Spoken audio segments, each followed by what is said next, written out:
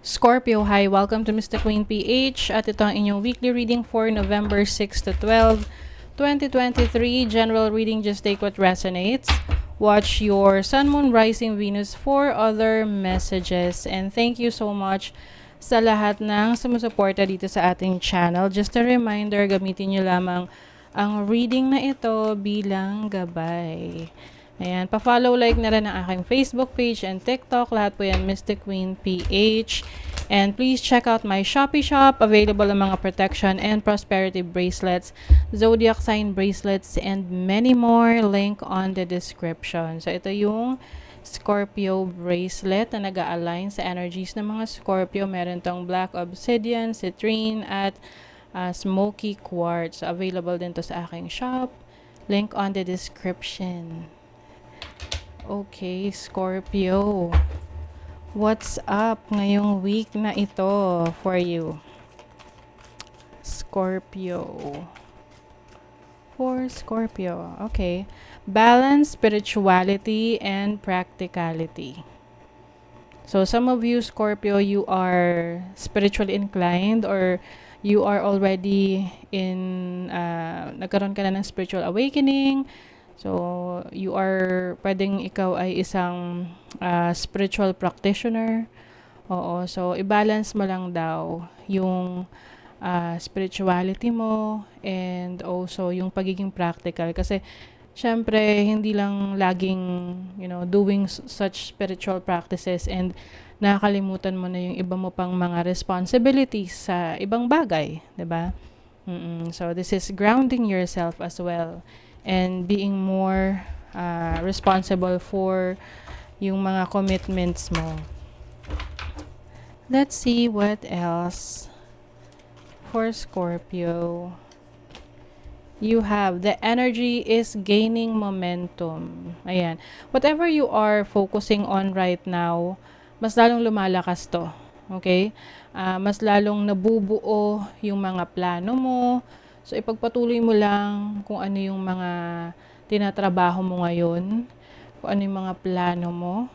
Because eventually, you will see the results, no? Yung mga resulta ng iyong efforts. Okay? And, so kumbaga, i-balance mo yung pagiging practical mo and at the same time, yung spiritual side, especially if you are manifesting something, di ba? Pag na-manifest naman tayo, hindi lang laging may affirmations, hindi lang natin sinasabi yun, iniisip, syempre ginagawa rin natin. Okay? Let's see ano pa.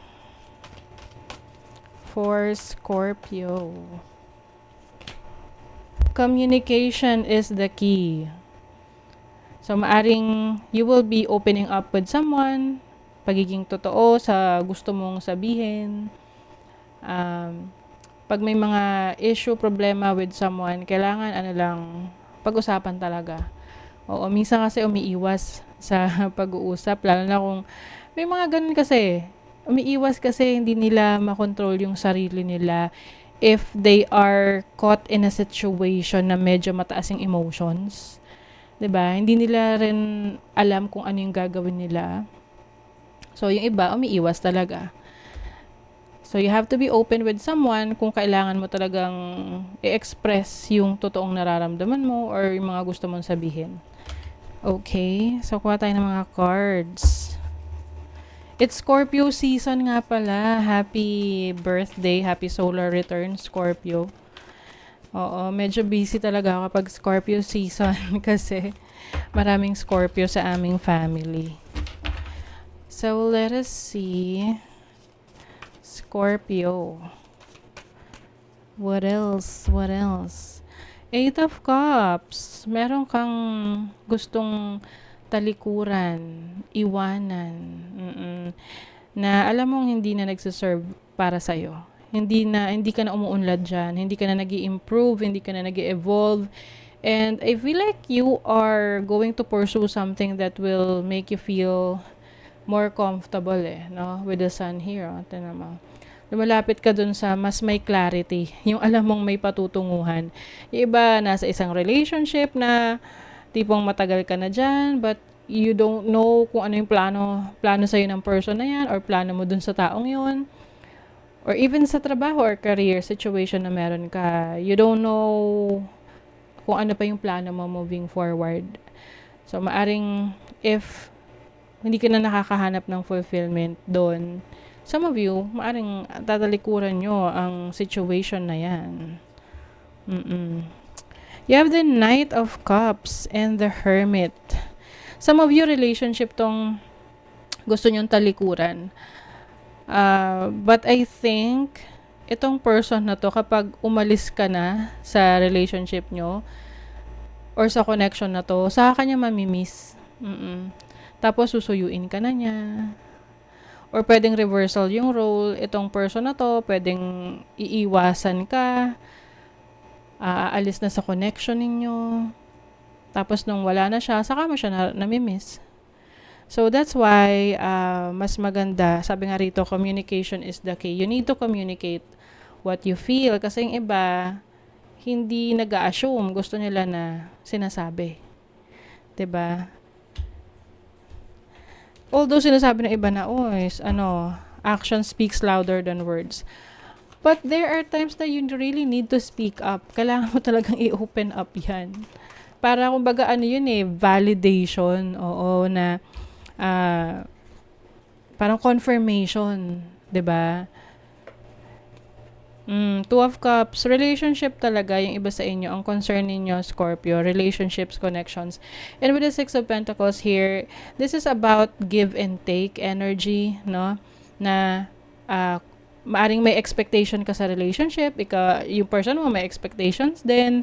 Tapos hindi nyo na ibibigay yung expectations ng bawat isa. Kasi yung iba sa inyo, hindi kayo nagsasalita. Hindi nyo pinag-uusapan. That's why communication is the key to your success sa relationship ninyo.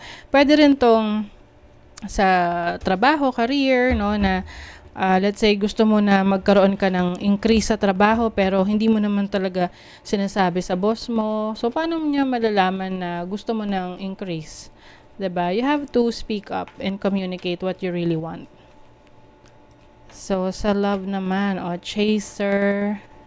Merong 'di ba, nabanggit ko, merong maghahabol or kung kailan nawalan ka na ng interes, saka maghahabol, or kung kailan nawalan na siya ng interes sa'yo, saka ka maghahabol. True love. I feel like you will realize the importance of someone in your life kapag wala na siya. Kapag umalis na siya sa eksena. Oo. Or reversal. Pwedeng itong person na to, marirealize niya kung gaano ka ka-importante sa buhay niya kapag umalis ka na sa relationship, sa connection. So, sa career, the unknown brings wisdom when explored. Meron kang i-explore na new opportunities. Oh my God. North Star. Yes. I feel like itong i-explore mo sa career, sa trabaho mo, sa business mo, is your destiny. Oo. I-explore mo yan. Kaya nga, yung iba sa inyo, meron kayong iwan ng sitwasyon sa trabaho, career, na alam nyong hindi na nagwo-work for you, to focus on your destiny, your life's purpose. Okay? So, that is your reading, Scorpio. Kung nagustuhan nyo ito, naka-resonate kayo, mag-comment kayo dyan, like, share, subscribe, para lagi kayong updated sa ating mga readings. Thank you so much, Scorpio. See you again.